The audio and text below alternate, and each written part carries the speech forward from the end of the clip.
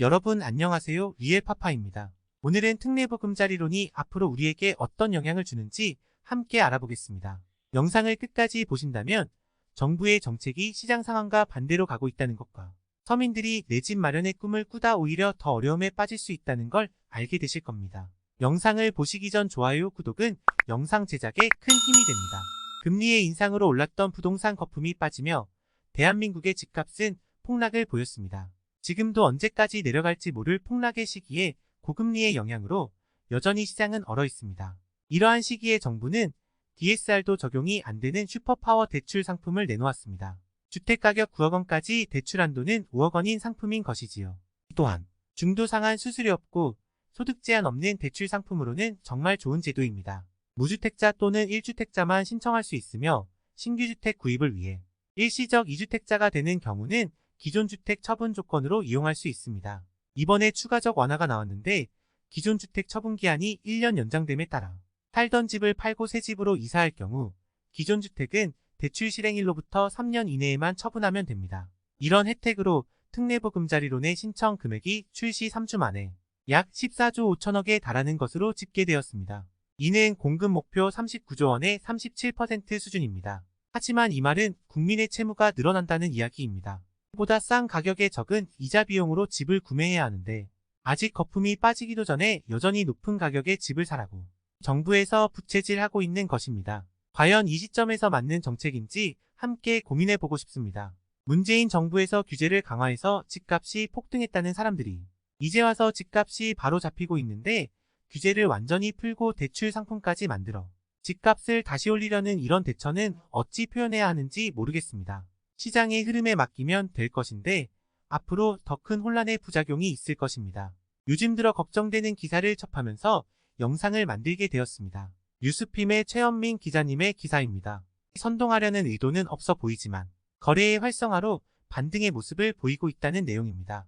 기사 내용을 잠시 살펴보면 이렇습니다. 노도강 지역의 9억 원 이하 아파트 거래 비중은 24.1%에 달한다. 지난해 같은 기간 9억 원 이하 아파트 거래 비중이 13.8%인 점을 감안하면 10.3% 늘어난 것이다. 이 부분도 솔직히 늘어난 것도 아닌데 늘어난 것처럼 보이지만 실상은 전체 시장에서 미미한 수준입니다. 노도강의 경우 특례보금자리론을 활용할 수 있는 9억 원 이하 아파트가 밀집돼 있어 상대적으로 수혜를 받은 것으로 풀이된다. 노원구의 한 공인중개사 관계자는 특례보금자리론 출시 이전부터 9억 원 이하 매물이 있는지 문의하는 전화가 많이 들어왔다면서 이 급매물은 거의 다 소진된 상태라고 말했다. 지난달 말 출시된 점을 감안하면 앞으로 노도강 지역의 거래가 더 늘어날 가능성이 높은 상황이다.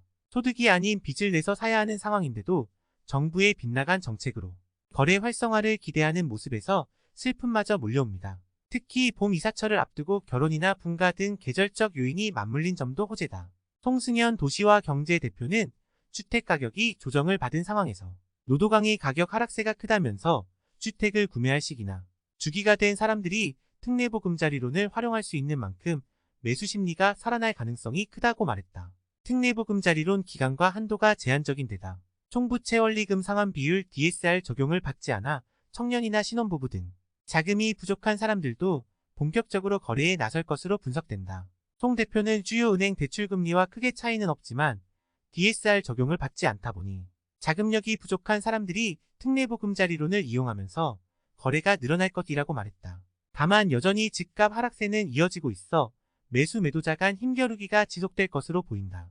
문의도 늘었지만 이전처럼 활발하게 거래가 회복된 수준은 아니라는 것이 중론이다. 더블유 공인중개사 관계자는 집값 하락세가 둔화되면서 집주인들은 이 시점이 지나가면 집값이 오를 것이란 기대감을 갖고 있는 게 사실이라며 현재 나타난 거래는 주로 급매물이지 일반적인 거래가 회복된 건 아니다라고 말했다.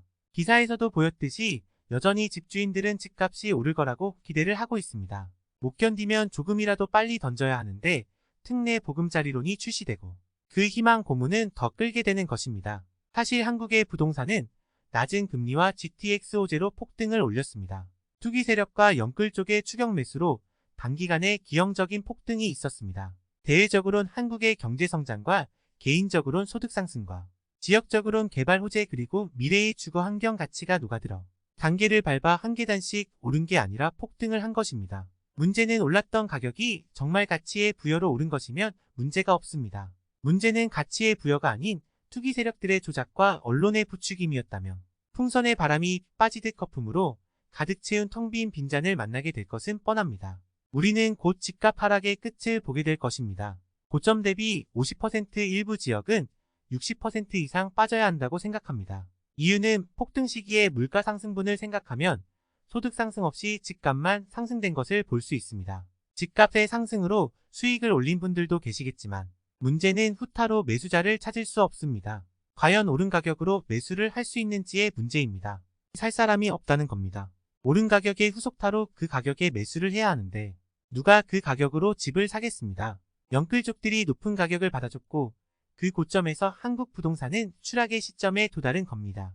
갭 투자자들도 마찬가지입니다. 전세가의 하락으로 역전세가 난무하는 시기로 여전히 부동산 시장은 어렵습니다. 아직 무엇이 해결이 되었나요? 금리가 낮아졌습니까?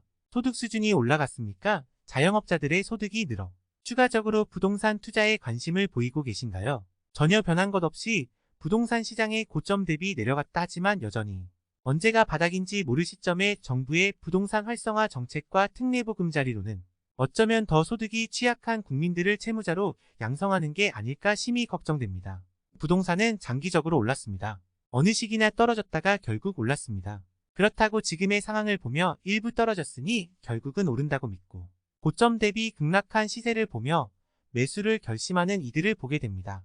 특례보금자리론의 유혹에 소득도 안 되고 갚을 능력이 빠듯한데도 언젠가는 오르겠지 기대 심리로 은행 창구로 향하고 있습니다. 보금자리론을 통해 대출을 받고 아직 떨어지지 않는 가격을 상승하게 만들어 일시적인 부동산 가격 상승을 촉진하게 되면 결국 더 무서운 하락을 맞이하게 될 것입니다. 그러므로 부동산 시장의 불안정성을 더 악화시킬 수 있다는 우려를 하게 됩니다. 과연 여전히 높은 부동산 가격에서 사라고 부추기는 정부의 정책이 맞는 정책일까요? 하락하는 부동산을 바라보며 건설 경기의 위축으로 초래할 경제 침체를 고려한다면 연착을 할 수 있게 정부의 방책이 필요하겠지만 단지 부동산 경기 위축을 살리고자 국민들과 더 나아가 서민들에게 미래에 감당할 수 없는 채무를 선동하는 거로 보여질 뿐입니다. 아직 바닥이 어디인지 여전히 높은 가격의 집을 사라로 부추기는 정부의 정책은 눈 가리고 아웅이 격입니다. 더 지켜보셔야 합니다. 아직 하락의 끝이 아닙니다. 절대 안정적인 가격이 아닙니다.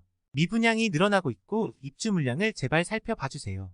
저희 기존 영상에서도 몇 번을 말씀드렸지만 미분양과 입주 물량은 전세가의 추가적 하락을 불러올 것입니다. 그렇다고 한다면 아직 부동산 하락은 끝이 아닌데 이런 시점에서 DSR도 미적용되는 대출제도의 출현은 무주택자들에게뿐 아니라 1주택자들에게까지 적용해준다는 건 결국 눈앞에만 보이는 문제만 해결하려는 정부의 무지한 정책으로 보입니다. 결국 1주택자들이 새로운 주택을 구입한다 해도 기존 주택을 3년 안에 팔아야 하는데 그 시점이 되면 또다시 물량이 쏟아질 테고 너도 나도 팔려고 내놓다 보면 사려는 사람보다 팔려는 사람이 많은 시점은 또다시 찾아옵니다. 결국 급매물이 다시 급증할 거고 어쩌면 특례보금자리론으로 구입한 집마저 가격이 떨어진다면 다주택자로 부를 늘리는 게 아니라 채무의 증가로 파산을 할 수도 있습니다. 인위적인 방법으로 시장의 흐름을 오히려 혼돈하게 만드는 정부의 정책을 보며 국민의 한 사람으로 안타까운 심정입니다. 영상을 마치려 합니다. 어떤 결정을 내리던 본인의 결정이겠지만 정부마저 길을 잃고 서민의 앞날이 아니라 코앞만 바라보는 것 같습니다. 이제까지 영상이 좋았으면 구독, 좋아요 부탁드리겠습니다. 감사합니다.